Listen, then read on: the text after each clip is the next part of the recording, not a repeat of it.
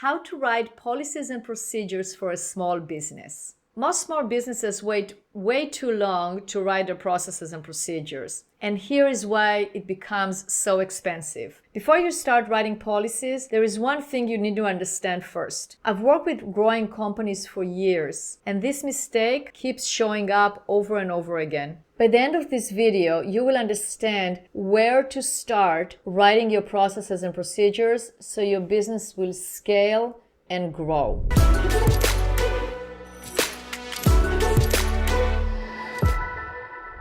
First of all, let's clarify the difference between procedure and policy, and I will answer the question, do I need a policy or need a procedure? First of all, you need both, but you got to understand the difference between those. So a policy is a guideline or a rule of how you do a certain thing. A procedure is the step-by-step on how it's being done. So as you can understand, you need both for your business. So you have your core policies of how you operate, and then you have your procedures on how you execute those policies. And a process, because we also use the word process, so a process is a bunch of procedures together that leads you to get something executed from point A to point B. So I always like to use this simple analogy, not from business, but making breakfast. All right, so we have the process of making breakfast, and it includes buying the groceries, that's a procedure, making sure the groceries, you buy the groceries, making sure you have those, so that's a procedure.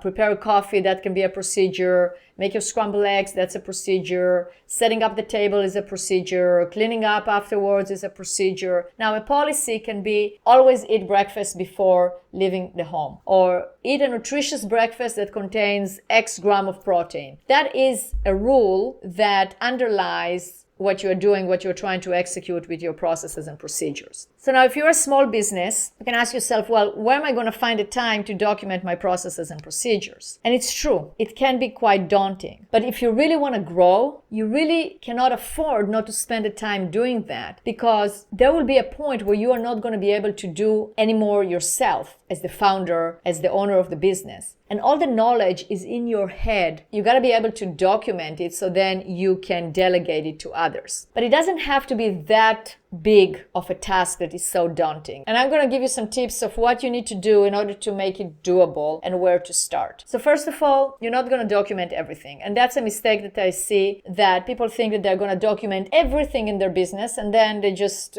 get paralyzed and do nothing. So let's start with the areas that matter the most. So look at your business and figure out what area, if you right now had well-documented processes and procedures and policies, will make the biggest difference. And it will make a difference because maybe you're spending time doing things over and over again, and the time that you are wasting doing it over and over again is a time that you will be able to do other things with. It might be an area that it's time to hire someone to do some of the tasks that you are doing, or maybe you already have a team but you want to expand that team and you want to hire somebody. So what are you going to do? How are you going to train them? You better have those processes documented. So you start with the crucial workflows. Those are the ones that have to be documented first. Now, focus on repeatability. What needs to be done repeatedly? What needs to be replicated so it is successful every single time? Maybe you're doing something right now and it's working well. Good. What is it that you need to do in order to replicate it so it is done well every single time, not just by yourself, but also by others? Document how it is being done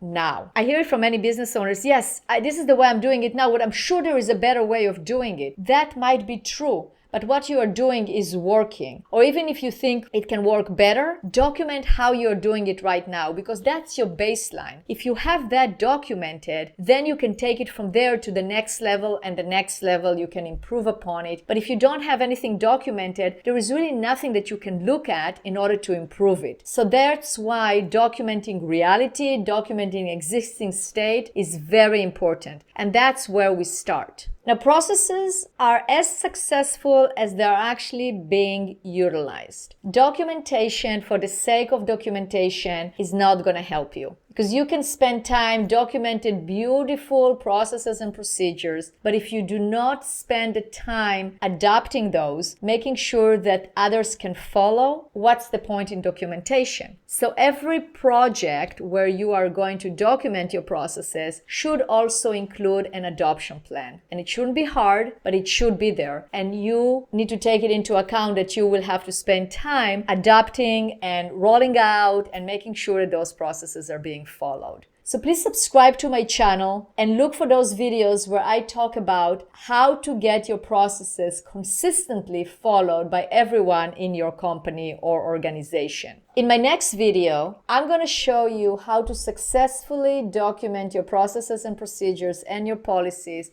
so they can be followed. So even if you're a small business, that also applies to you. It applies to bigger businesses, but it can also be utilized by smaller businesses so that you can grow and scale and become a bigger business. Thank you for watching. I'll see you in my next video.